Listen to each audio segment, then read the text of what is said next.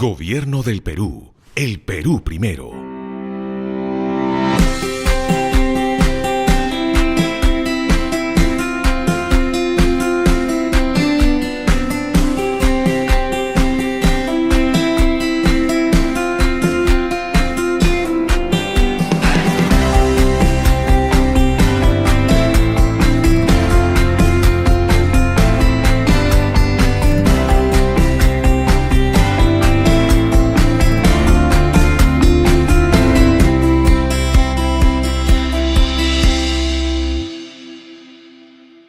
Buenas tardes.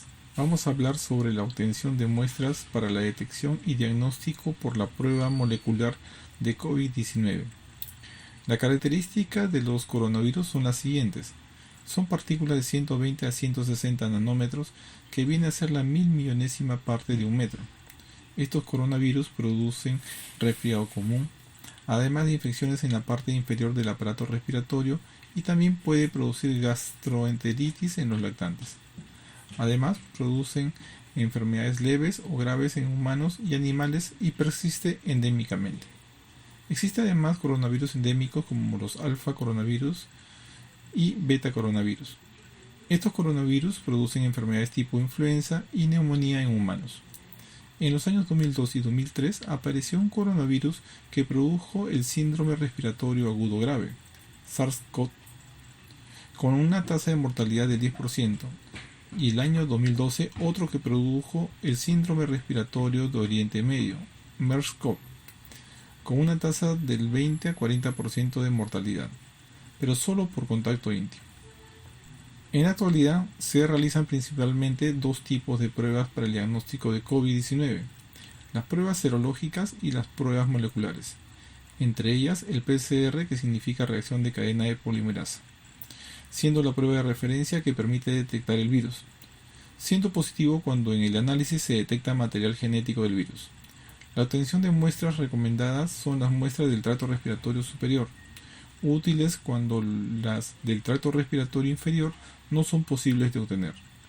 Se recomienda la toma de hisopados orofaringio, nasal o nasofaringio. La prueba de PCR prueba con buena especificidad y sensibilidad, que facilita el diagnóstico precoz de la enfermedad, ya que permite detectar el virus en las primeras fases de la infección respiratoria. Sin embargo, esa prueba presenta una sensibilidad de aproximadamente el 70%.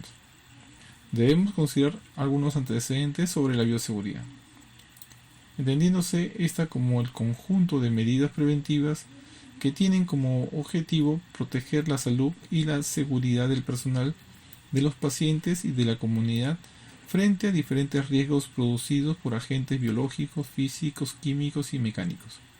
Para el coronavirus, según la publicación en Lancet en marzo de este año, la transmisión del SARS-CoV-2 por aerosol y por superficies estaría justificada, ya que el virus puede permanecer viable e infeccioso aproximadamente en aerosoles durante 3 horas y en superficies hasta por 3 días. Asimismo, debemos considerar que en un establecimiento hospitalario los trabajadores se encuentran expuestos a las enfermedades. En un estudio en un hospital de la Universidad de Wuhan en China, publicado en la revista JAMA, se concluye que el 41% de los primeros 138 pacientes diagnosticados en ese hospital tuvieron una transmisión relacionada con el hospital. En otro estudio se demuestra la contaminación del aire, superficies y equipos de protección personal, es decir, que los virus pueden encontrarse en el aire, superficies de mesas, equipos de uso médico como estetoscopios, puertas, baño y otras superficies del suelo.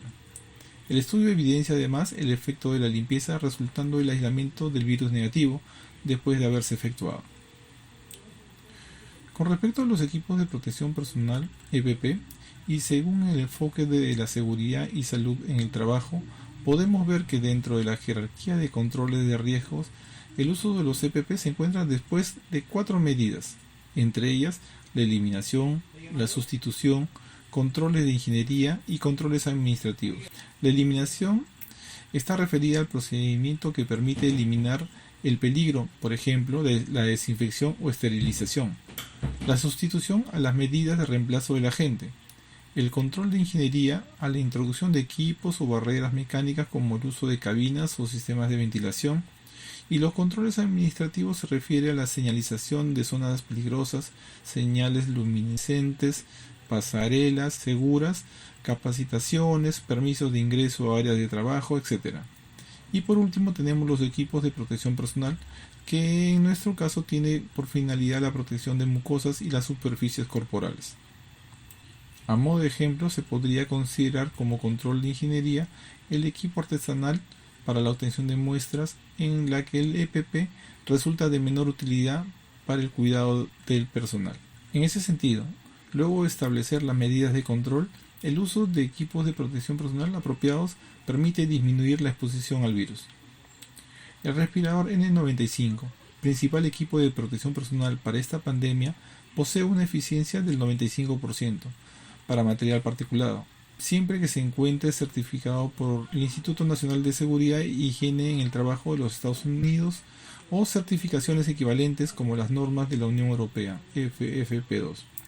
El personal de salud debe conservar siempre su hermeticidad y debe conservarse en aquellas personas que tienen barba, la cual podría impedir el ajuste correcto. Existen normas equivalentes, por ejemplo, en Australia y Nueva Zelanda. Tenemos el estándar P2, en Brasil y Europa el FFP2, en China KN95, etc.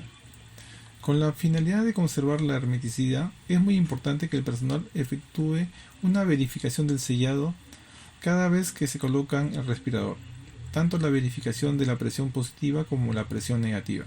Una verificación de presión positiva se verifica cubriendo la superficie del respirador usando las manos e intentando exhalar. Si se acumula un poco de presión, eso significa que el aire no se está fugando alrededor de los bordes del respirador. Una verificación de presión negativa se verifica cubriendo la superficie del respirador, generalmente usando las manos y tratando de inhalar. Si no entra aire, el sello está bien formado.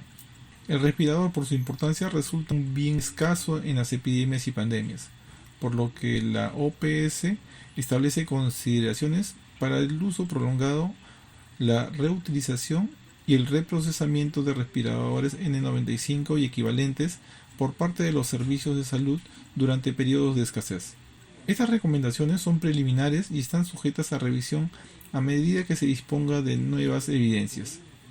Con respecto al uso extendido o prolongado, se refiere a la práctica de usar el mismo respirador para la atención de varios pacientes sin quitarse el respirador entre uno y otro. Es más fácil de implementar cuando los pacientes se encuentran juntos en salas especialmente dedicadas, pero puede implementarse en otras situaciones como por ejemplo visitas domiciliarias. El reuso limitado o la reutilización se refiere a la práctica de usar el mismo respirador para múltiples encuentros con pacientes, pero quitándoselo después de cada encuentro. El respirador se almacena entre los encuentros y puede o no ser reprocesado antes de volver a utilizarse en el siguiente encuentro con un paciente. Hay que tener precauciones especiales en cada caso. En el uso prolongado se continúa con el uso siempre y cuando el sello entre el respirador y la cara permanezca ajustado y que los respiradores no estén húmedos o dañados. Este uso prolongado puede producir dermatitis facial, fatiga respiratoria, disminución de la capacidad de trabajo, aumento de las necesidades de recuperación de oxígeno, agotamiento prematuro con una menor carga de trabajo y aumento de los niveles de CO2. En el reuso del respirador se debe considerar la posibilidad de utilizar el protector facial cuando sea posible, para reducir la probabilidad de contaminación de la superficie del respirador, y el personal de salud debe lavarse las manos con agua y jabón o con un desinfectante para manos a base de alcohol cada vez que manipule el respirador, al colocárselo, quitárselo y al ajustárselo. Se establece que para el reuso este debe limitarse a 5 oportunidades. Existen diferentes secuencias en los protocolos para colocarse los equipos de protección personal. La secuencia recomendada por el CDC antes de la pandemia del coronavirus y haciendo uso del EPP esencial es la siguiente: colocarse el mandil, respirador, lentes o protector visual y guantes. Retirarse primero los guantes, luego los lentes o protector facial, el mandil y el respirador. Efectuar la higiene de manos inmediatamente después de quitarse cualquier equipo de protección personal. Los EPP La colocación y retiro de estos varían según las circunstancias de detenciones. Por ejemplo, ante la escasez de los respiradores por la pandemia y haciendo un uso prolongado, estos últimos se colocan antes de empezar la primera atención y se retiran culminada la jornada. Además, es recomendable contar con un cubrecalzado y gorro. Para obtener correctamente la muestra se debe considerar que ésta sea tomada por personal capacitado, teniendo en cuenta todas las consideraciones de bioseguridad que incluyen el uso de los equipos de protección personal adecuados, contando con las precauciones estándares de contacto y de transmisión aérea. En particular, el personal debe usar higiene de manos adecuada, mandil, respirador N95 o equivalente, protección para los ojos, lente o protector facial, guantes y gorro y cubrecalzado según las condiciones de la atención. Las muestras recomendadas son las del tracto respiratorio inferior, el lavado broncoalveolar y el aspirado traqueal, cuando sea posible según los criterios médicos. Sin embargo, cuando la toma de muestra del tracto respiratorio inferior no es posible, las muestras del tracto respiratorio superior también son útiles. Las muestras para la detección molecular son hisopado nasal o hisopado nasofaringeo, más hisopado nasofaringeo u orofaringeo. En la ilustración podemos diferenciar anatómicamente la nasofaringe, orofaringe y la laringofaringe. Con respecto a los materiales necesarios para la obtención de las muestras son el medio de transporte viral y los hisopos de mango de plástico y punta de rayón o poliéster o dacrón. El medio de transporte viral está compuesto por soluciones que estabilizan las células y antimicrobianos y antimicóticos que impiden la proliferación de la flora existente en el aparato respiratorio superior. Algunos materiales que presentan interferencias con las pruebas moleculares son la madera, el algodón y el talco, por lo tanto estos materiales no deben utilizarse en las pruebas. Para la obtención del hisopado nasal, ingresar hasta el cornete, dejar por unos segundos y luego retirar con un movimiento rotatorio para poder obtener células. Lo más importante es obtener células y no secreciones. Si el paciente presenta secreción mucosa, previamente se debe limpiar con un pañuelo descartable antes de obtener la muestra. Para la obtención del hisopado nasofaringeo, el hisopo debe ingresar a través de la nariz suavemente hasta llegar a la nasofaringe. Mantener el hisopo cerca del septum y suelo de la fosa. Rotar el hisopo y extraerlo.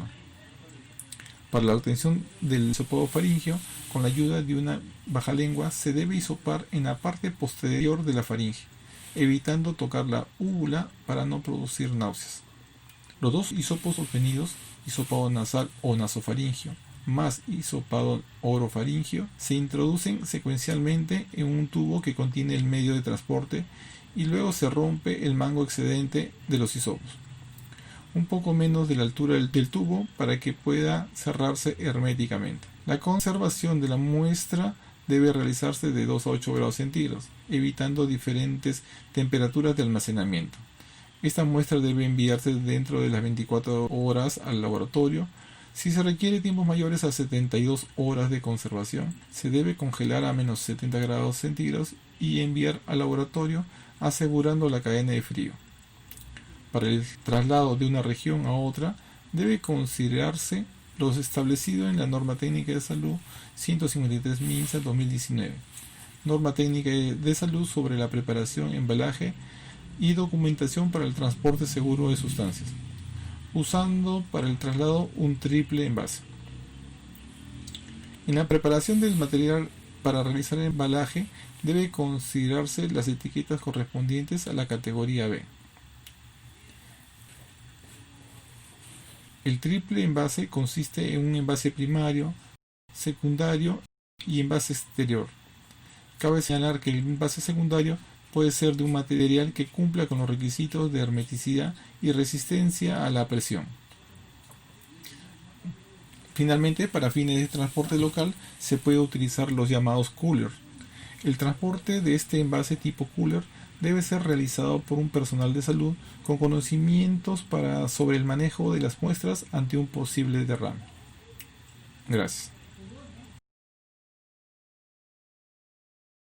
Gobierno del Perú. El Perú primero.